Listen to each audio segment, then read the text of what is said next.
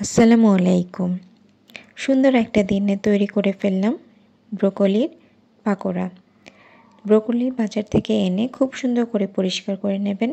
এভাবে ডাঁটাগুলোর মাঝখানে একটু চিড়ে সুন্দর করে পরিষ্কার করে নেব আমি।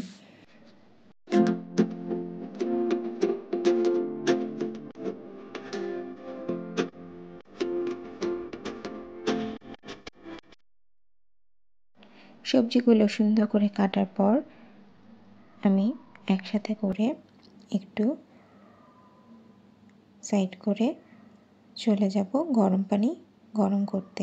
এর মাঝখানে আমি ময়দা দিয়ে এবং গুঁড়ামরিচ দিয়ে সামান্য বেকিং সোডা দিলাম, লবণ এবং জিরার গুঁড়া। এরপর আমি দেব কর্নফ্লাওয়ার, সামান্য পানি দিয়ে গুলে নিলাম। এই ময়ামটা ভালো করে গুলে আমি আধা ঘন্টার মতো রেস্টে রেখে দেব। ব্রোকলিগুলো এর মধ্যে ডুবিয়ে আমি ভাজবো, কিন্তু এটা আগে তৈরি করে রেখে দিলাম। আবার একটু বেকিং সোডা দিলাম এবং একটু লবণ দিলাম স্বাদ মতো। ব্রোকলিগুলো আমি গরম পানি করে এনে এভাবে করে ধুয়ে নেব। এরপর লবণ মেখে রেখে দেব।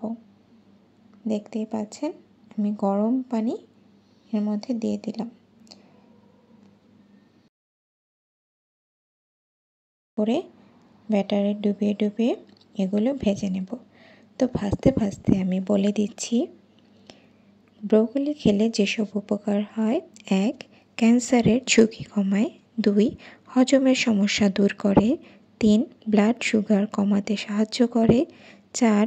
মস্তিষ্কের ক্ষমতা বাড়ায়। 5. বয়সের ছাপ পড়তে দেয় না। তো আমরা এখন তেলে গরম গরম ব্রোকলিগুলো ভেজে সুন্দর করে এপিট ওপিট করে ময়ামটা দিয়ে ভেজে নিচ্ছি। ভাজতে ভাজতে আমরা এর উপকারিতাগুলো জেনে নিলাম। তো মহিলাদের এবং বয়স্ক এবং বাচ্চা সবারই এই খাবারটা খাওয়া উচিত।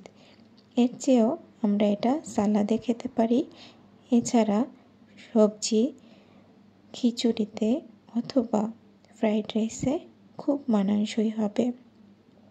আমরা কিন্তু ব্রোকলিকে এই সিজনে অবশ্যই এনজয় করব। তো বাচ্চারা এভাবে খেতে চায়, পছন্দ করে, তাই আমি এভাবে তৈরি করে দিলাম বিকালের একটা খাবার হিসেবে।